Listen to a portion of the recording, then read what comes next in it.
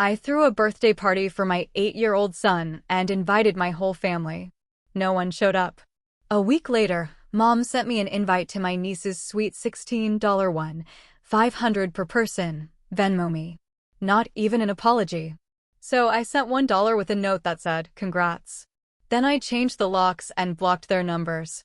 2 days later, the cops showed up at my door. I thought I knew what heartbreak felt like, watching my 8-year-old son, Lucas, standing by the window, his smile slowly fading as no one showed up for his dinosaur birthday party. But what my own mother did next, that was a betrayal so deep, so calculated, it changed absolutely everything. Being a single mom to Lucas since his dad walked out when I was pregnant has been the toughest, most rewarding thing I've ever done. It's always been just us against the world, and I'd always hoped my family would be the support system Lucas deserved. But reality? It was a harsh, undeniable slap in the face. My relationship with my mom, Diane, has always been complicated. Growing up, I was constantly in the shadow of my younger sister, Amanda, the golden child. Amanda was the ballet dancer, the pageant queen, the straight-A student whose achievements dominated every family conversation. Mine barely registered. This pattern continued into adulthood, extending to our kids. My niece, Sophia, Amanda's daughter, now 15, was treated like royalty. Designer clothes and the latest electronics for Sophia, clearance rack toys for Lucas. 3 trips to Disney World for Sophia, but my mom never once offered to take Lucas anywhere. Despite this blatant favoritism, I tried so hard to keep our family connected for Lucas's sake. I swallowed my pride countless times, attending every single one of Sophia's events, birthdays, dance recitals, school plays, while "sorry, we have plans" became the standard response to our invitations for Lucas's big moments. Social media would later show those plans were often just shopping trips or casual lunches. Last Thanksgiving, Lucas poured his heart into handmade cards for everyone. My mom glanced at his painstakingly created artwork, set it aside without a word, but proudly displayed Sophia's store-bought card on her fridge for months. I saw the confusion in Lucas's eyes, but I made excuses, telling him Grandma probably put his special card in her bedroom where she could see it every morning. It was a lie, but what else could I do? For Lucas's 8th birthday, I was determined to make it special. Dinosaurs were his whole world after a field trip to the Natural History Museum. He devoured books, drew elaborate prehistoric landscapes. His excitement was contagious. Despite my modest teacher's salary, I saved for months. I transformed our backyard into a Jurassic Wonderland, a hand-painted volcano backdrop, dinosaur footprints from the front door, fossil dig sites with hidden treasures. I baked a 3-tiered Stegosaurus cake and filled Dino egg piñatas with his favorite candies. 3 weeks before the party, I sent personalized invitations. For my mom and Amanda, I included handwritten notes, emphasizing how much Lucas looked forward to seeing them. Almost everyone confirmed, including my mom, who texted, "Wouldn't miss it for the world, sweetheart." Lucas was over the moon. Every night, he'd count down the days, updating me on new dinosaur facts he planned to share with Grandma and Sophia. He even used his allowance to buy Sophia a tiny dinosaur charm bracelet, carefully wrapping it himself. "Do you think Sophia will like it?" he asked repeatedly. I assured him she'd treasure it. The night before his birthday, Lucas could barely sleep. "Tomorrow's going to be the best day ever," he whispered as I tucked him in. Looking at his hopeful face, I prayed that for once my family would show up. Not just in body, but in spirit. That they would see the amazing, loving boy I was blessed to call my son. The morning of Lucas's birthday dawned bright and clear. Lucas bounded into my room at 6:30, already dressed in his dinosaur shirt and explorer shorts. Mom, it's party day. Do you think Grandma remembered her camera like she promised? I want to show her how I can name all 50 dinosaurs." I smiled, quelling my own nerves. "I'm sure she did, buddy. How about some special birthday pancakes?" The next few hours flew by in a flurry of final preparations. I arranged platters of dinosaur sandwiches, set up the fossil dig, and positioned the water balloon T-Rex target. Lucas followed me, adding his own touches, practicing his dinosaur roars. At 10:15, my phone pinged. My stomach tightened. It was Amanda. Sophia got called for a last-minute audition for a commercial. Such an amazing opportunity, can't miss it. So sorry, but we won't make it today. Lucas will understand. It's important for her future. We'll make it up to him sometime. I took a deep breath. Lucas will be really disappointed. The audition wasn't scheduled earlier? He's been talking about showing Sophia his dinosaur collection for weeks. Her reply came quickly. These things happen. Sophia needs to take every opportunity. I'm sure a kid's party won't be that exciting anyway. We'll drop a gift next time we're in the neighborhood. I didn't show Lucas the message. Instead, when he asked, I assured him Amanda and Sophia were just running late. They'll be here soon, I said, hating the lie, but unwilling to break his heart before the party even started. As noon, the designated party time, approached, I found myself refreshing my phone constantly. Lucas was by the front window, dinosaur encyclopedia in hand, ready to greet the first arrivals. 12:15 came and went. No guests, no messages. At 12:30, my mother finally texted.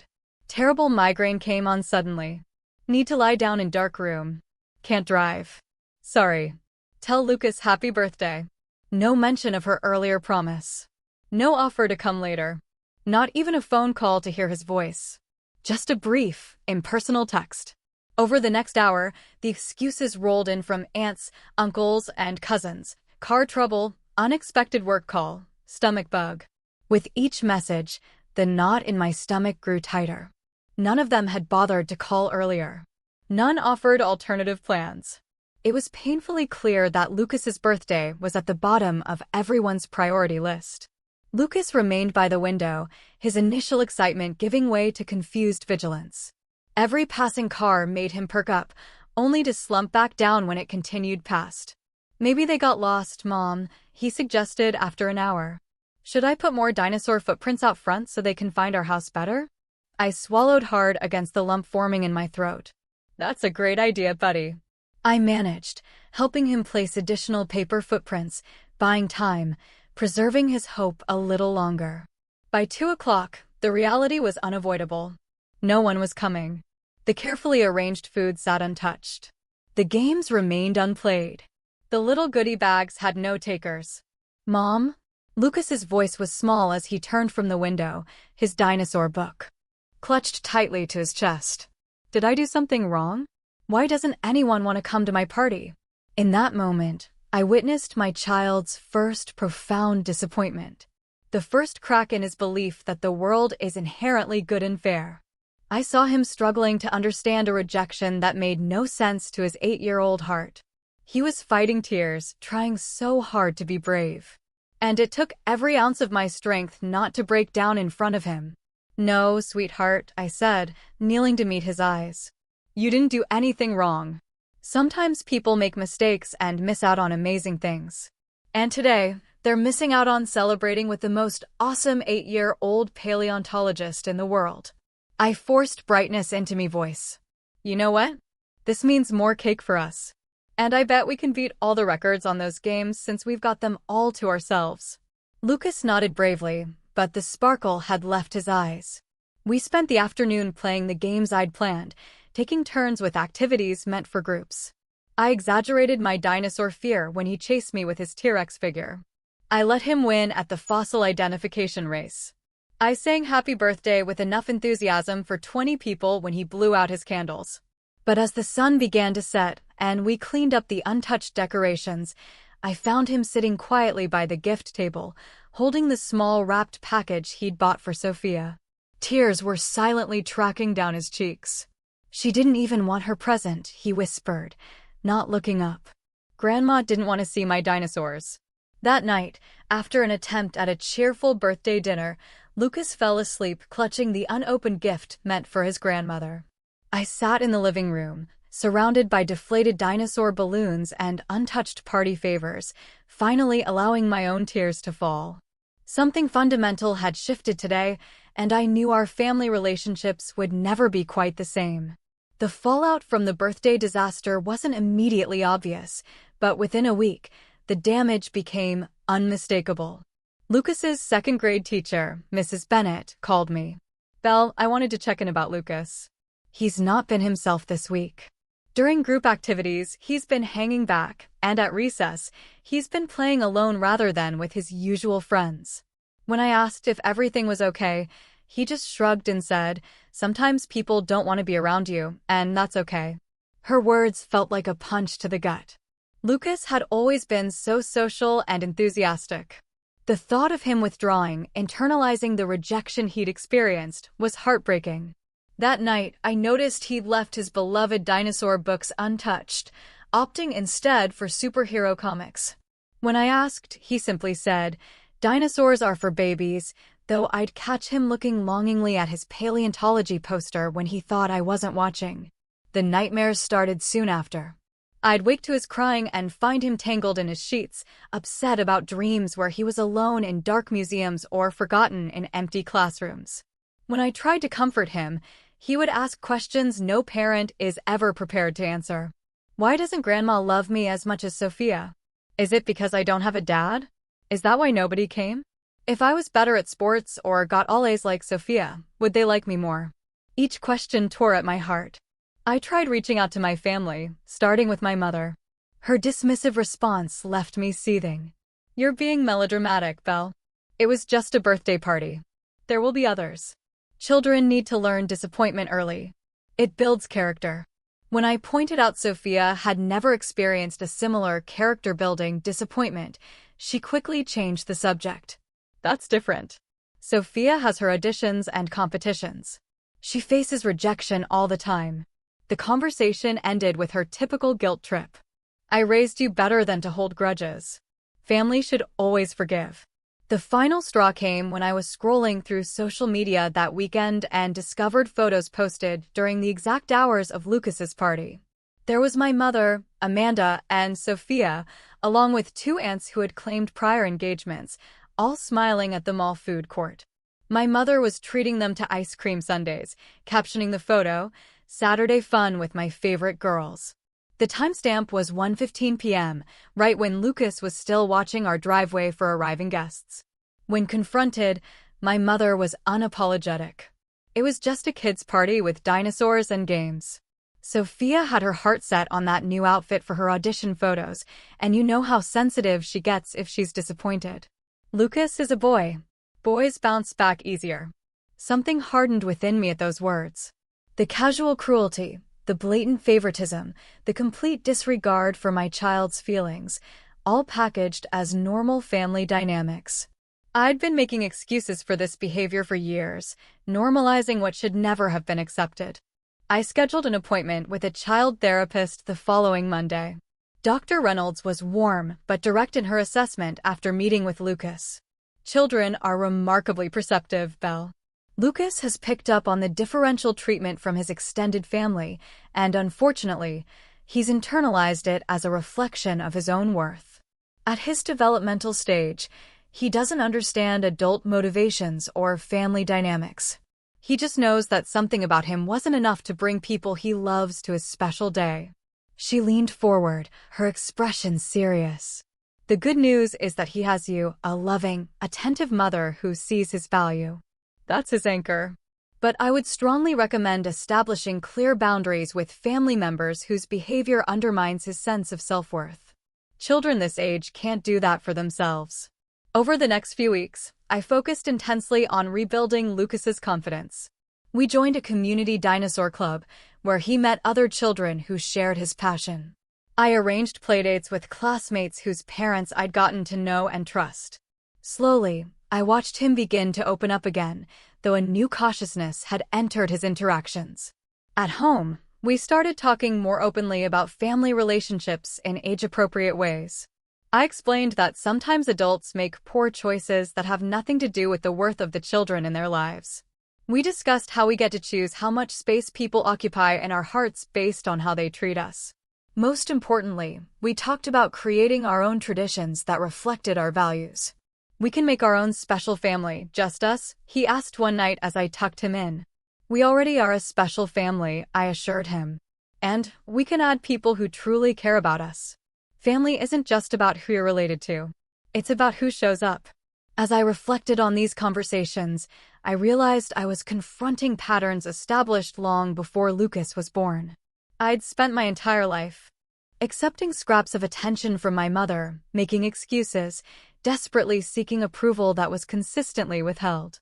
In trying to preserve family connections for Lucas, I'd exposed him to the same toxic dynamics that had shaped my own insecurities. The clarity was both painful and liberating. For the first time, I could see our family system clearly for what it was. And I knew that protecting Lucas might mean breaking cycles that had persisted for generations. Little did I know that my resolve would be tested sooner and more dramatically than I could have imagined. Tuesdays were usually our quiet days. Lucas had early dismissal, and we'd established a tradition of library visits, followed by ice cream. 3 weeks after the birthday disaster, we were following this routine, Lucas animatedly discussing the dinosaur book he just borrowed when my phone chimed. It was from my mother, sent to the entire family group chat. My stomach tightened instinctively as I opened it, but nothing could have prepared me for what I read. An elaborately designed digital invitation filled my screen, bordered with sparkling stars and featuring a professional photo of Sophia in an evening gown. Sweet 16 Yacht Party Extravaganza, proclaimed the glittering text. Below the details of the harborside celebration, private yacht rental, and promised appearance by a minor pop star Sophia adored, was the kicker that made my jaw drop. This once-in-a-lifetime celebration comes with once-in-a-lifetime memories. Contribution: $1,500 per person. Please Venmo to die and by May 1st to secure your place on the guest list. Additional gifts welcome, but not required. Below the invitation was a personal message from my mother. As you all know, our precious Sophia deserves only the best for this milestone birthday.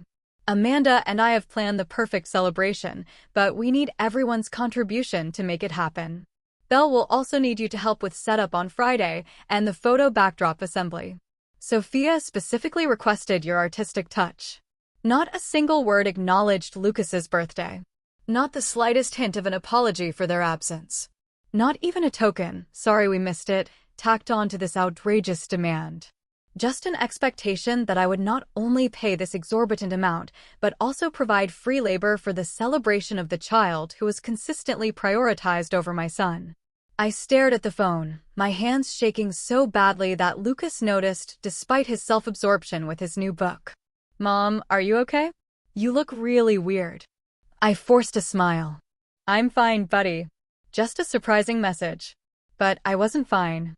I was experiencing a kaleidoscope of emotions, disbelief at the audacity, rage at the injustice, grief for my son. And beneath it all, a familiar ache of rejection I'd carried since childhood. The contrast was staggering. 3 weeks ago, my family couldn't spare 2 hours on a Saturday afternoon for a simple backyard party that had cost me hundreds of dollars I could barely afford. They couldn't bring themselves to show up for an 8-year-old's milestone celebration that meant the world to him. Yet now, they expected me to contribute $1,500, plus gifts, plus labor for an extravagant party that would cost tens of thousands in total. As Lucas happily ate his ice cream, I scrolled through the rapidly accumulating responses in the group chat. Aunts, uncles, cousins, all falling over themselves to confirm their participation. Wouldn't miss it for the world. Our princess deserves the best. Just sent the Venmo payment.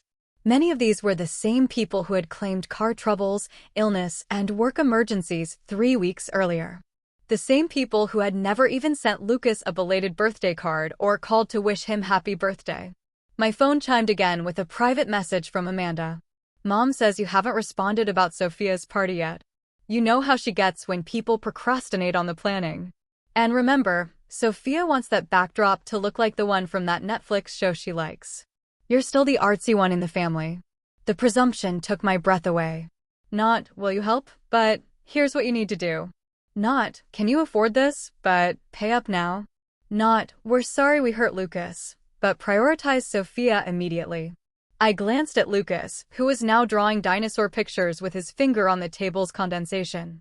3 weeks ago, he had stood by our window, dressed in his special outfit, watching an empty driveway, his heart breaking a little more with each passing minute. I remembered the way his shoulders had slumped when he finally accepted no one was coming. The careful way he'd packed away the handmade gifts he'd created for each family member, including the cousin who apparently now deserved a $1,500 contribution to her birthday extravaganza. In that moment, something crystallized within me. This wasn't just about a missed birthday party anymore. This was about a pattern that would continue to wound my child throughout his life if I didn't take a stand now. This was about teaching him, through my actions, that he deserved respect, that his feelings mattered, that unconditional love shouldn't be constantly held out of reach.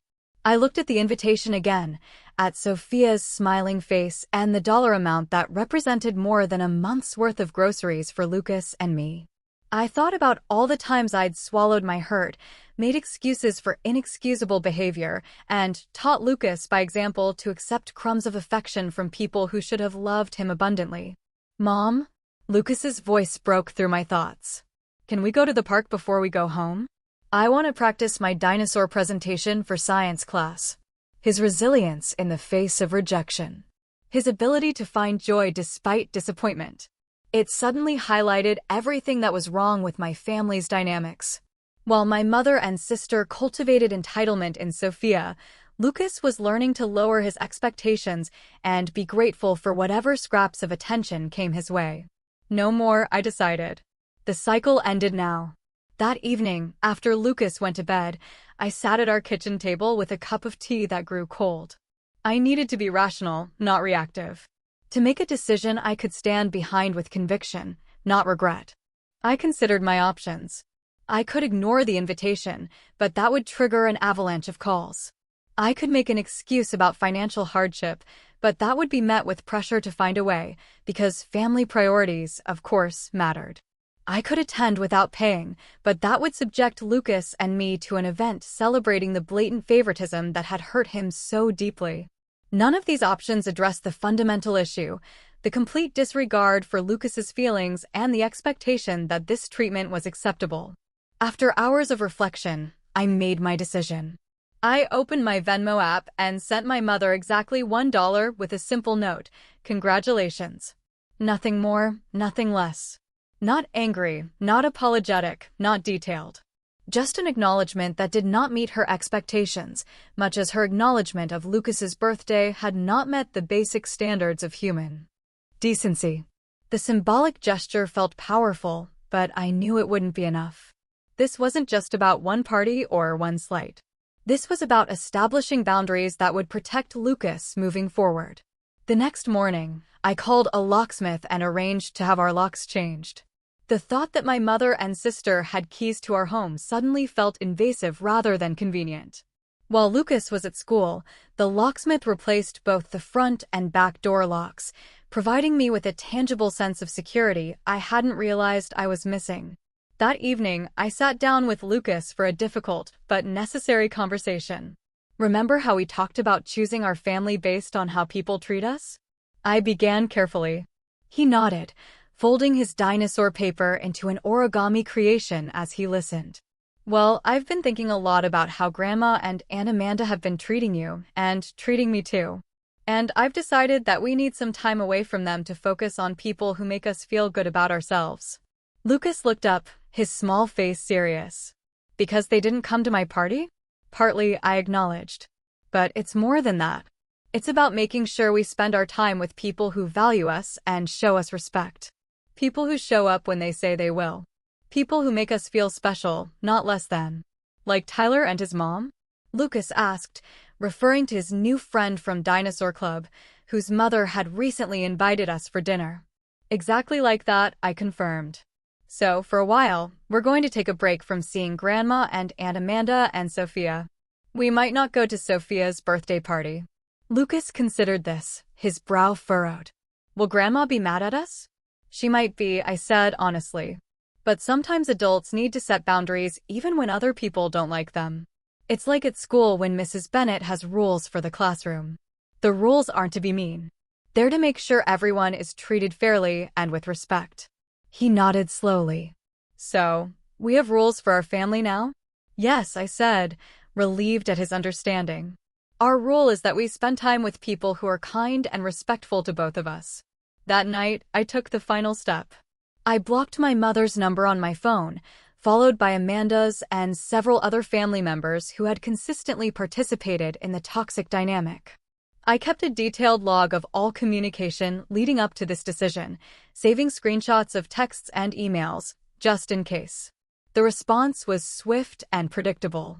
Unable to reach me by phone, my mother sent emails with escalating urgency. "Why aren't you answering your phone? We need to finalize Sophia's party details. Your behavior is extremely immature.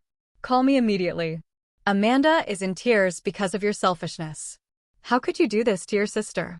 When I didn't respond to the emails, she enlisted mutual friends and neighbors to check on me, with thinly veiled messages of concern that were clearly information-gathering missions. "Your mother is worried about you," said our neighbor, Mrs. Garcia, when she knocked on our door. "She thinks you might be going through something. Are you okay, dear?" I thanked her for her concern but assured her we were fine. "Just establishing some new family boundaries," I explained politely but firmly.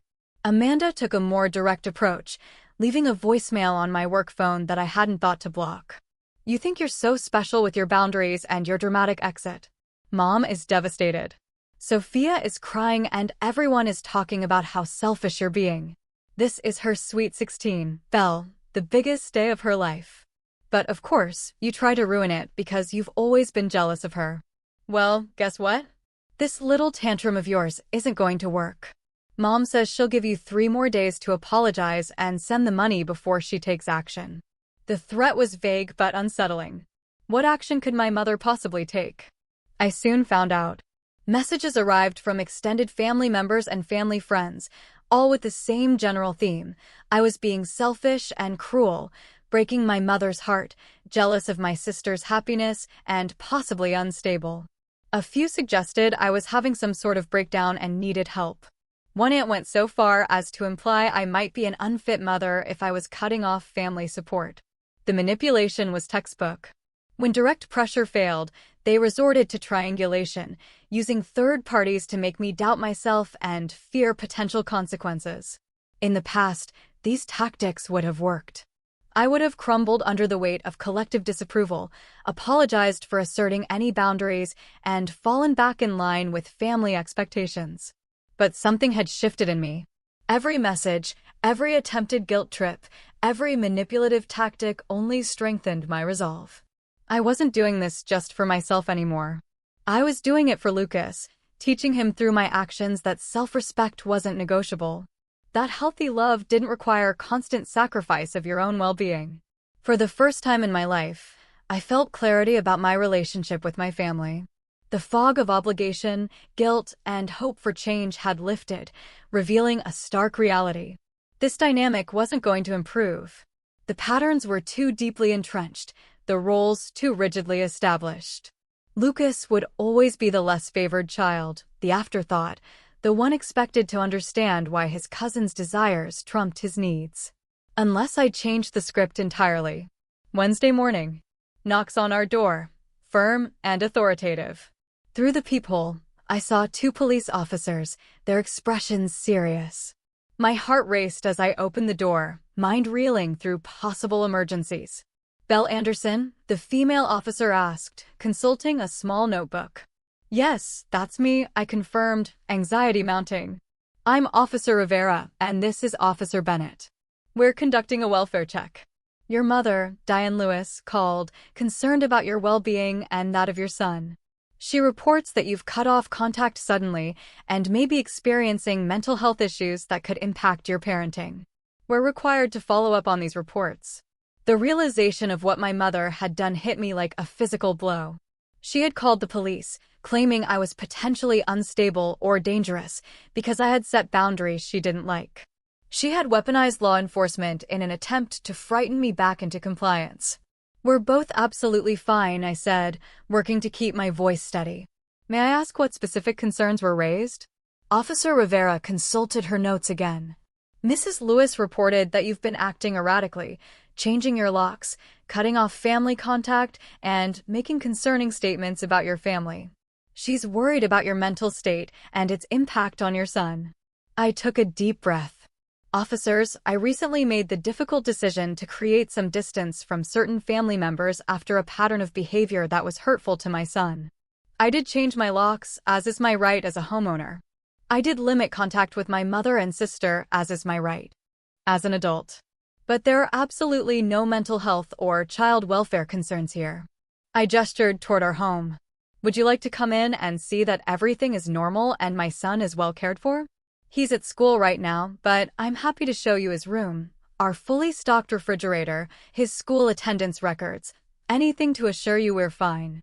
The officers exchanged glances, then accepted my invitation. I showed them around our modest, but clean and organized home, pointing out Lucas's artwork on the refrigerator, his well-maintained bedroom, the calendar tracking his activities and achievements. I understand family disputes can get complicated, Officer Bennett said as they completed their inspection. Based on what we're seeing, there's clearly no cause for concern about the welfare of your son or yourself. However, I would suggest documenting these interactions with your family in case the situation escalates further. I nodded and retrieved the folder where I'd been keeping screenshots and notes. I've already started.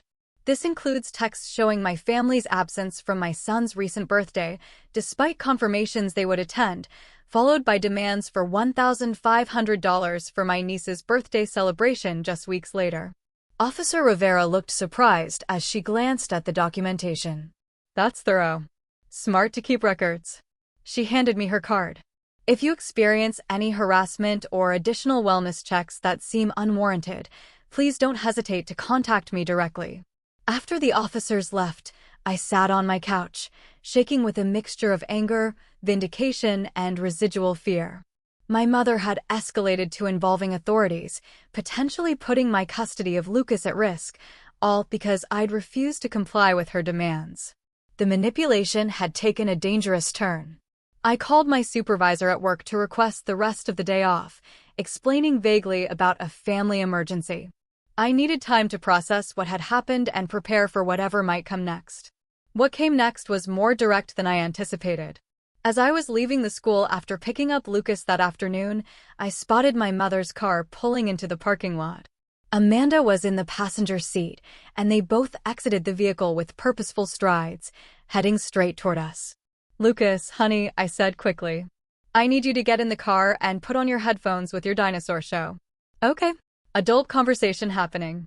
He looked confused but complied, sensing the tension in my voice. I locked him safely in the car before turning to face my mother and sister in the school parking lot.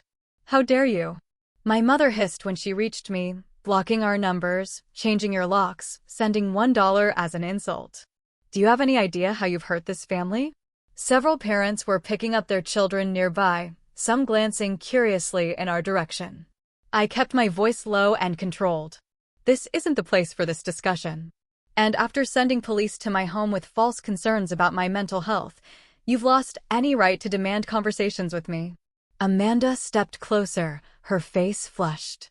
"You're ruining Sophia's birthday with your selfishness.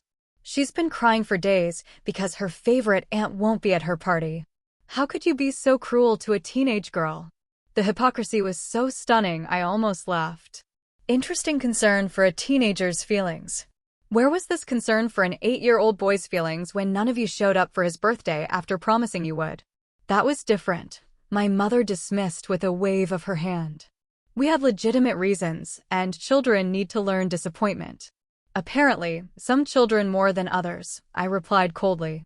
Since Sophia has never had to experience the disappointment of an empty party where not a single family member bothered to show up. My mother's expression hardened. "This ridiculous grudge of yours needs to stop now. You're embarrassing yourself and hurting our family.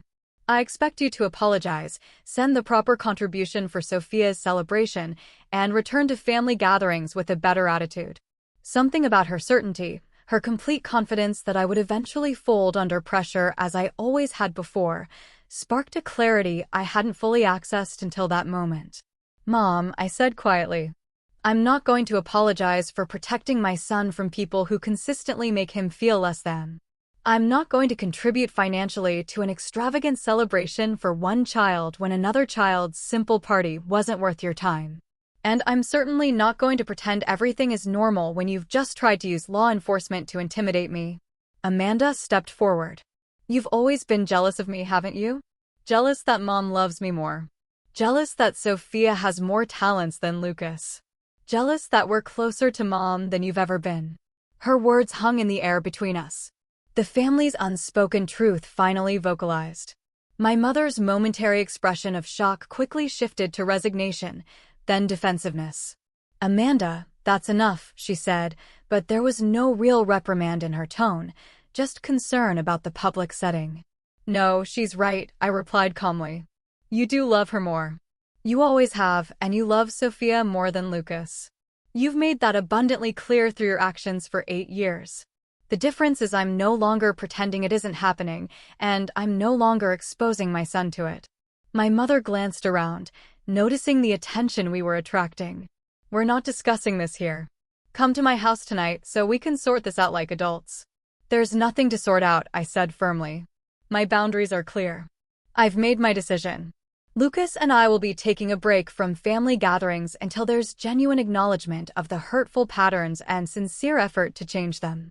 You can't keep my grandson from me. My mother threatened, her voice rising. I have rights. Actually, you don't, I corrected her.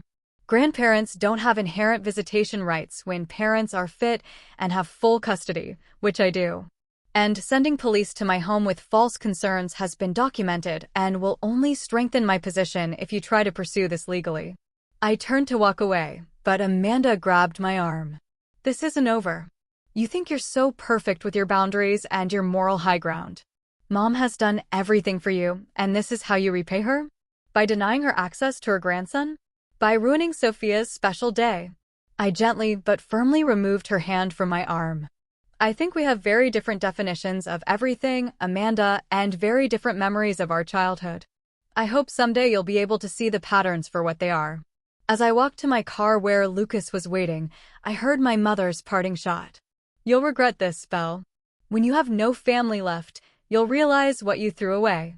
I didn't turn around. Didn't engage further. Getting into the car, I put on a smile for Lucas, who removed his headphones with a worried expression. Is everything okay, Mom? Was Grandma mad? Everything is fine, buddy, I assured him. Grandma and I have different ideas about some things right now. That's all. Remember what we talked about with boundaries? He nodded solemnly. About spending time with people who are nice to us? Exactly. And right now, we're focusing on the people who make us both feel good, like Tyler and his mom, who invited us for pizza night on Friday. Sound good? His face brightened. Yeah, Tyler's mom said they have a fossil kit we can use. When we arrived home, there was a large gift basket on our porch with a card signed, "From your loving family." Inside were expensive toys, gift cards, and a note saying, "We miss you both. Let's put this misunderstanding behind us." The attempt at material manipulation was so transparent, it made my heart ache. No acknowledgement of wrongdoing, no genuine apology, just gifts meant to purchase compliance and a return to the dysfunctional status quo. Lucas looked at the basket with confusion. Is this because they missed my birthday? No, honey, I said truthfully. This is because they want us to forget that they missed your birthday, without them having to say they're sorry. He considered this with surprising maturity. That's not really how apologies work, right? Mrs. Bennet says we have to use our words to say sorry, not just give stuff. Mrs. Bennet is absolutely right, I affirmed, marveling at his emotional intelligence. What should we do with these things? Lucas thought for a moment. Could we give them to kids who don't have toys? Like a birthday present from me to them. In that moment, my heart swelled with pride. Despite everything, my son's compassion remained intact. That's a wonderful idea. We'll take them to the children's hospital this weekend. The next day, I contacted a family attorney and filed for a restraining order based on harassment and the false police report. I didn't want to take such a drastic step, but the escalation to involving authorities had crossed a dangerous line. The attorney agreed, particularly after reviewing my documentation. This is a clear pattern of emotional manipulation escalating to potential endangerment of your parental rights, she advised. A temporary restraining order is absolutely warranted while we pursue more permanent legal protections. When the temporary order was granted, I felt a strange mixture of sadness and relief. The legal document represented both a failure and a new beginning. The family relationships I had tried so desperately to nurture, despite their toxicity, had officially shattered. But from those broken pieces, I was building something healthier for Lucas and myself. 6 months passed like a season changing, gradual yet transformative. Lucas turned 8.5, proudly announcing the half-year as significantly as his full birthday. And in many ways, it was more significant than his actual birthday had been. For his half-birthday, we hosted a small gathering at the local Natural History Museum. Tyler from Dinosaur Club was there with his parents. So were 2 boys from Lucas's class and their families, people who had become genuine friends over recent months. The children dug for fossils, learned about prehistoric plants, and laughed until they were breathless in the interactive exhibit on dinosaur sounds. There were no elaborate decorations or expensive entertainers, just genuine connections, children who wanted to be there, and parents who understood the value of showing up. Lucas beamed throughout the day, introducing his friends to his favorite exhibits with the confidence of a child who knows he is valued. "This is the best birthday ever, Mom," he whispered as we drove home that evening, even though it's only a half one. Those words, so simple yet so profound, confirmed that we were on the right path. The restraining order against my mother and Amanda had been extended after they made several attempts to contact us through third parties and showed up at my workplace again. The legal boundaries had provided the space we needed to begin healing. Therapy had become a regular part of our lives, both individually and together. Dr. Reynolds helped Lucas process his feelings about family rejection without internalizing them as reflections of his worth. For me, therapy was a journey through decades of normalized dysfunction, recognizing patterns I'd never questioned, and grieving the maternal relationship I'd always craved but never truly had. The hardest thing for adult children of emotional neglect to accept, my therapist, Dr. Chan, explained, is that the loving parent they keep hoping for may never exist. Your mother may never be capable of the unconditional love you deserved as a child and that Lucas deserves now. Those sessions were painful but clarifying, helping me understand that my longing for family connection had often led me to accept mistreatment, not just of myself, but eventually of my son. Breaking that cycle was both an act of courage and an act of love. In the absence of my birth family, something beautiful and unexpected happened. Our social circle expanded with intentional relationships. Lucas and I joined a single-parent support group where we met others navigating similar challenges.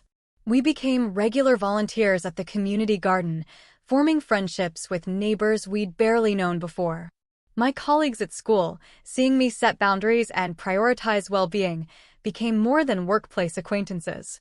Most surprisingly, my late father's sister, Janet, who had lived across the country and had minimal contact with our family for years, reached out after hearing about the situation through extended family.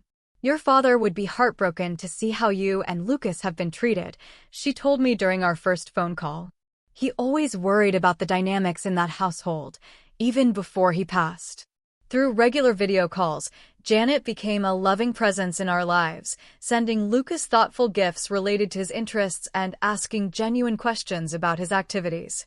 When she visited us that summer, the natural ease between them made clear what healthy family relationships could look like. 3 months after the restraining order was issued, my mother made one final attempt at reconciliation. She sent a letter through her attorney, offering to attend family therapy sessions and acknowledging that mistakes were made on both sides. The non-apology was revealing in its continued deflection of responsibility. There was no recognition of the specific harm done to Lucas, no acknowledgement of the pattern of favoritism, just a general suggestion that we had mutual issues to resolve and that I was being unnecessarily punitive by maintaining distance. After consulting with my therapist, I responded through my attorney with clear conditions for any potential future contact, acknowledgement of specific hurtful behaviors, commitment to equal treatment of all family children, respect for my parental boundaries, and Individual therapy for my mother to address her own patterns. I'm open to healing, I wrote, but not to returning to dynamics that hurt my son. Her response was telling. She refused individual therapy as unnecessary and insisted that family therapy should focus on my overreactions and inability to forgive small slights. The exchange confirmed what I had come to understand. Real change wasn't being offered, just a return to the same patterns with slightly modified language. As for Sophia's Sweet 16, social media revealed it had proceeded as planned, yacht and celebrity appearance included. The photos showed smiling family members celebrating lavishly, seemingly unbothered by our absence. If anything, the elaborate event only highlighted the disparity in how the children in our family were valued and celebrated. In quiet moments, I sometimes felt pangs of grief for what might have been. The loss of family, however dysfunctional, carries its own unique pain. But those moments grew less frequent as our new life took shape, defined by authenticity rather than obligation, by quality connections rather than genetic ties. The most profound validation came unexpectedly 6 months into our new normal. Lucas and I were reviewing calendar dates for the upcoming month when he spotted his 9th birthday approaching. "Mom," he asked tentatively, "for my birthday this year, can I invite my real family?" "Your real family?" I echoed, not immediately understanding. He nodded. "Seriously. Tyler and his parents, and Miss Janet, and your friend Maria, and the Dinosaur Club people. The people who really care about us. That's what you said family is, right? The people who show up." Tears pricked my eyes as I pulled him into a hug. "That's exactly right, buddy. Family is the people who show up. And yes, we'll invite all of them." The journey hasn't been easy. Setting boundaries rarely is, especially with family members who have never had to respect them before. There have been flying monkeys, guilt trips from extended family, occasional moments of doubt when the weight of cultural expectations about family obligation feels heavy. But each time I see Lucas engage with our chosen family, confident and secure in the knowledge that he is valued for exactly who he is, I know we made the right choice. Breaking the cycle of conditional love and emotional neglect isn't just about protecting him now. It's about giving him the foundation to form healthy relationships throughout his life, free from the patterns that shaped my own childhood. If you're watching this and something in our story resonates with your own experience, please know you're not alone. Setting boundaries with family is one of the hardest things many of us will ever do. But sometimes it's also the most loving choice we can make, not just for ourselves, but for the next generation.